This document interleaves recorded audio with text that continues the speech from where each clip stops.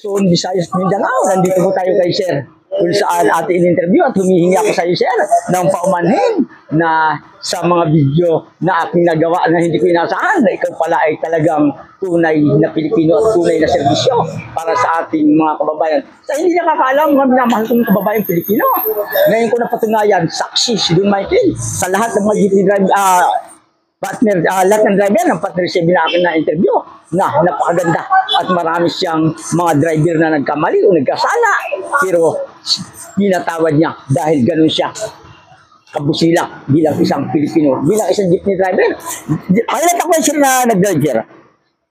Matagal na sir, kasi nag-umpisa ko nung edad ko 1980.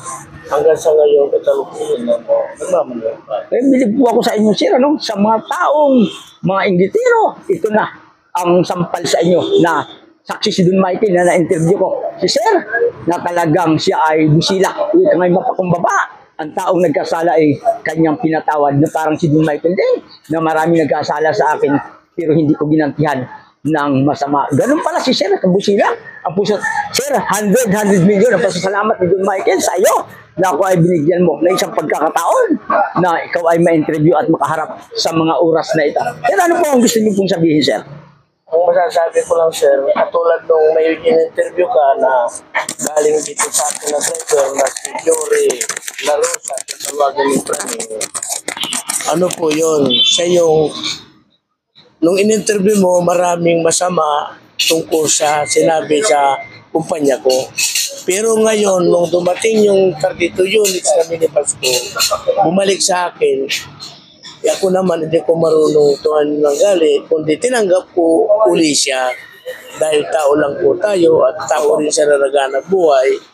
Kaya doon mo nakita siguro na mapatunayan mo na yung taong sumira sa akin noon, ay ngayon nakita mo na naman nakabalik sa akin. Kaya nga, no, minamahal kong sabihin ng Pilipino na ganun siya kabait si Idol, na talagang ang taong nagkamali o nagkasala sa kanya, siya ay pinatawad at binabalik pa sa trabaho. Ganyan ba ang sinasabi ninyo sa mga balita na mga maling balita? Kaya nga sinasabi ko dyan sa mga inggitero, sana ay huwag kayong magbitaw ng masasama na nakakasakit ang ating damdamin bilang isang Pilipino, bilang isang tao na namumuhay ng maayos. Kaya sir, 100 million aking pasalamat sa lahat ng Pilipino na makapanood.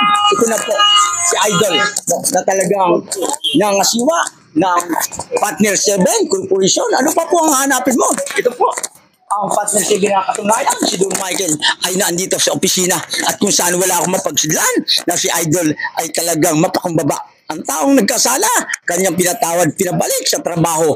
Ano pa ang hanapin mo sa bayang Pilipino? Kundi tangkilikin natin ang Partner 7 Corporation para sa ating mga tunay na mga Pilipino. Kaya ako po, pagsakay ko kanina, parang gusto ko na ikaw nga bumili dahil talagang swabe sa pagsakay. At ito ang hinahanap ng ating mga karamihang mga Pilipino na dapat natin suportahan bilang isang Pilipino. Ayun po, sir. Maraming salamat, sir. 100 million. Ang salamat din, Michael, sa iyo sa oras na ibinigay mo na ako talaga ay sincero na humingi sa iyo ng sorry bilang isang Don Michael. Bilang Pilipino, pinaganda ko lang aking pangalan, sir. Don Michael, para masarap pakinggan. Matikman ko man lang ang buhay mayaman sa pamamagitan ng aking pangalan. Don Michael, napakasarap pakinggan. At abangan niyo rin, mga minamahal ko pa yung Pilipino. Sa darating na Lunes, libre sakay ni Don Michael para sa ating mga estudyante. Estudyante ka man o senior, iniwan ka ng pag-ibig. Libre ka, basta't ikaw ay tunay na Pilipino. Ito, sir, huling message yun, sir? Ano po ang masasabi, sir? Ito, papasalamat ako kay Don Michael dahil kahit na hindi kami makakilala, ngayon kami nagkakilala. At kung sa mga pinaninira nila sa akin, ngayon niya nabawi na hindi naman totoo yung mga binibintang sa akin na masamang ugali ko. Kaya sa nananawagan ako ngayon ng mga kasama natin, nanganap po natin lansangan, huwag ninyo ako nang petisyonin na ipatanggal sa modernization kasi nandyan na ang ruta ng Marikina Pasig, Marikina Patiros. Ako lang talaga nag-establish na mayroon na akong modernization na mga minibus. Maraming salamat po, Don Michael. Ako po si Ako po si Saturnino de Guzman. Ayan po, ano, na katunayan na kasama ngayon ni Don Michael, si Sir Sator, na talagang ako ay walang mapagsidlan ng kaligayahan na siya ay akin na interview at binigyan niya ako ng oras at napatunayan ko Luzon, Visayas at Mindanao ang kanyang pagkatao na sa lahat ng mga tao na nagkasala sa kanya ay pinatawad niya at binigyan pa ng isang pagkakataon para makabalik sa kanyang trabaho at mabuhay ang kanyang pamilya. Uy, kamay, idol! Ayan sila, no? At 100 million muli aking salamat sa lahat ng mga Pilipino makapanood. Suportahan po natin ang Partner 7 Corporation na ngayon ay talagang umuusad at ito ay para sa ating mga kababayang pasahero saan man bansa, lalawigan, Luzon, Visayas at Mindanao. Tangkilikin po natin number 1, Partner 7 para sa tunay na Pilipino Corporation. Sir, maraming salamat po, sir.